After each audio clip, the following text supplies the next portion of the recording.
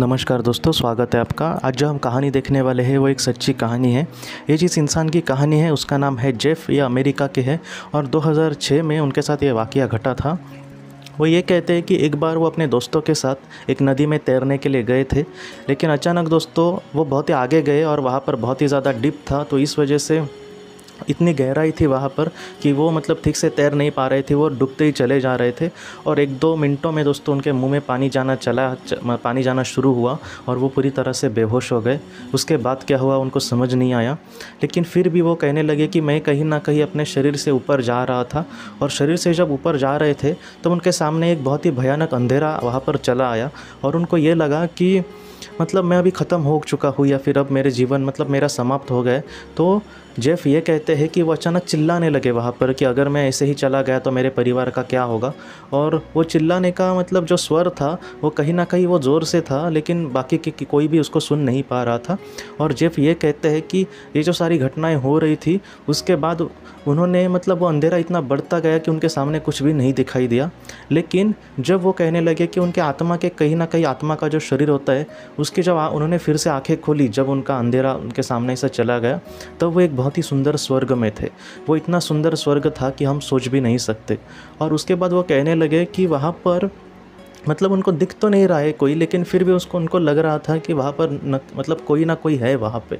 तो इस वजह से उन्होंने वहाँ पर कहीं ना कहीं जो एहसास या फिर जिसकी मौजूदगी का एहसास उनको हो रहा है लेकिन वो उनको नहीं दिख रहा है, वहाँ पर पूछा कि क्या ये स्वर्ग है। तो उनको आंसर आया वहाँ से, हाँ ये स्वर्ग ही है, तुम उसको स्वर्ग समझ सकते हो। तो उसके बाद उन्होंने ये कहा कि मुझे कुछ क्यों नहीं दिख रहा। तो उन्होंने कहा कि तुम्हें जितनी फ़िलहाल अनुमति है उतना ही तुम देख सकते हो। कुछ ये ऐसा ही दौर दोस्तों 1-2 मिनट चला नहीं चला और उनके सामने एक छवि वहाँ पर आ गई। वो छवि किसकी थी? तो वो जेफ कहते हैं कि उनके दादाजी की छवि थी। जेफ ने अपने दादाजी को जब देखा तब उन्होंने ये कहा कि उनकी जो उम्र है वो बहुत ही छोटी लग रही थी और वो बहुत ही खुश लग रहे थे। उनके चेहरे पर इतना तेज था, जैसे पृथ्वी पर वो थे दुखी वगैरह, वैसे वो ज़रा भी नहीं दिख रहे थे। वो वहाँ पर बहुत ही खुश दिखाई दे रहे थे। और जेफ ने बाद में ये कहा कि उसके बाद उनके दादाजी उनसे मिलने कर चले गए और उसके बाद एक बहुत ही पवित्र आत्मा उनके सामने आई। वो पवित्र आत्मा, जेफ ने ये कहा है, उनको देखकर ही लग रहा था कि वो बहुत ही बड़ी आत्मा है। और वो आकर उसने जेफ को गले लगाया और उसको कहा कि हम तुमसे बहुत प्यार करते हैं और ईश्वर भी तुमसे बहुत प्यार करते हैं। जेफ को ये सारी बातें बहुत ही अच्छी लगी और वो जो एहसास था, जेफ ने कहा है कि इतना वो खुशनुमा एहसास था कि वो ठीक से उसको बयां भी नहीं कर सकता, इतना वो सुंदर एहसास था। उसके बाद वहाँ पर बहुत सारे लोग थे, बहुत सारी आत्माएं थी, वो भी जेफ को थोड़ी बहुत दिखी, एकदम क्लियरली नहीं दिखी। लेकिन जेफ ने इतना कहा है कि वो आत्माओं से उनके जेफ को जो प्यार मिल रहा था या फिर उनके चेहरे पर, उनकी आँखों पर जो प्यार दिख रहा था वो एक बहुत ही पवित्र प्यार था। जेफ ये कह रहे थे कि इतना अच्छा प्यार या फिर इतना निस्वार्थ प्यार पृथ्वी पर बहुत ही कम लोग एक दूसरे से करते होंगे, वैसा वो पवित्र प्यार था। और उसके बाद जेफ ये कहते हैं कि उनके मन में ही अचानक एक एहसास या फिर एक भावना किसी ने डाल दी कि तुम्हें फिर से जाना होगा पृथ्वी पर, तुम्हारा वहाँ का जो सफ़र है वो अब तक पूरा नहीं हुआ है।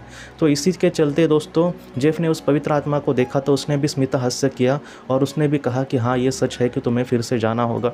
जेफ ने उनके जो भी बात थी उसका सम्मान रखा, जेफ ने कुछ भी नहीं बोला।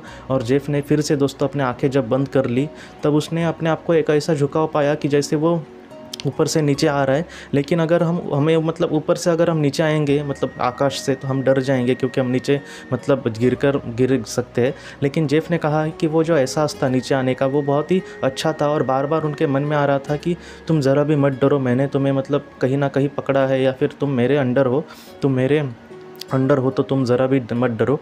और जेफ जब अपने शरीर में प्रवेश किया तब उसने ये देखा कि उसके जो दोस्तों के साथ वो तैरने गया था वो दोस्त जो थे उस पर ट्रीटमेंट कर रहे थे। और ये जो घटना थी दोस्तों, जेफ ने ये महत्वपूर्ण बात कही है, ये जो उसने स्वर्ग की घटना कही थी तो जेफ कह रहा था कि उसको लग रहा था कि तकरीबन उसको 2-3 घंटे बीत गए होंगे। लेकिन जब वो होश में आया था और दोस्त उसके प्रथमोपचार उस पर कर रहे थे, उसका पेट ऐसा दबा रहे थे पानी निकालने के लिए उसके मुँह से, तब उसके दोस्तों ने कहा कि हमें नदी से तुम्हें अभी लाकर सिर्फ 5 मिनट हो गए हैं।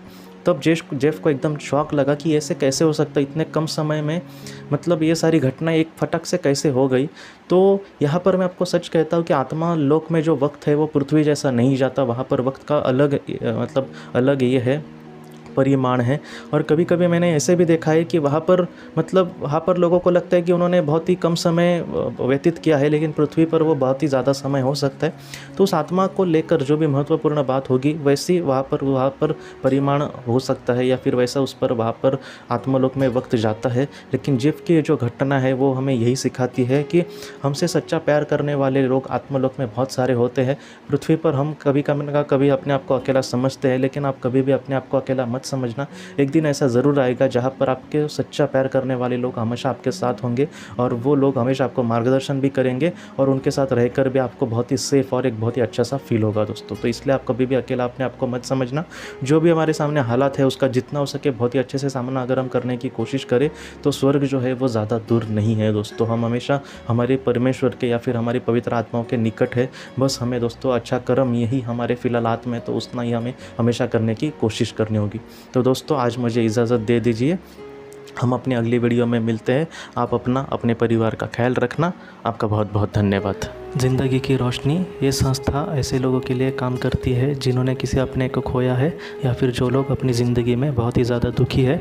जो लोग इस संस्था से जुड़ते हैं उनको तकरीबन 50 किताबें भेजी जाएगी उनके व्हाट्सएप पर या फिर ईमेल पर। ये किताबें आत्मलोक या फिर मौत के बाद हमारे साथ क्या होता है, इन सारी चीज़ों की आपको पूरी तरह से जानकारी देगी। और इसके साथ साथ आपको एक पास्ट लाइफ रिग्रेशन थेरेपी की ऑडियो भी भेजी जाएगी। इस ऑडियो की मदद से आप घर बैठे अपनी पास्ट लाइफ रिग्रेशन करने की कोशिश कर सकते हो। बहुत लोग पास्ट लाइफ रिग्रेशन थेरेपिस्ट के पास किसी कारण के वश नहीं जा सकते, तो ऐसे लोगों के लिए मदद के लिए ये ऑडियो तैयार की गई है। तो आप ज़रूर इस संस्था से जुड़े। इस संस्था से जुड़ने के लिए सामने जो व्हाट्सएप का नंबर दिया है आप कृपया उस पर संपर्क करें। आपका बहुत बहुत शुक्रिया।